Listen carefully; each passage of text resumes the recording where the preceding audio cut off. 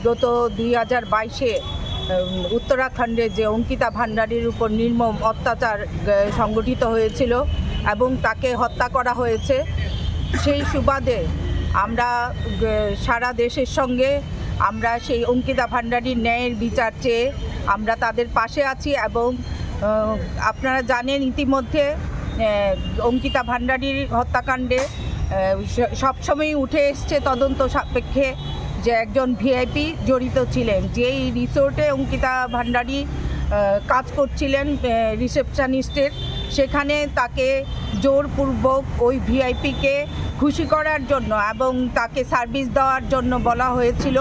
সে যখন এটা করতে নারাজ ছিল তখন তাকে নানাভাবে অত্যাচার করে হত্যা করা হয়।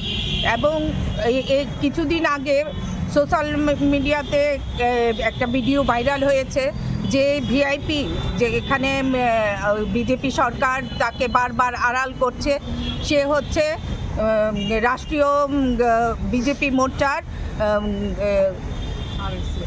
আরএসএসের একদম একনিষ্ঠ কর্মী এবং নেতা।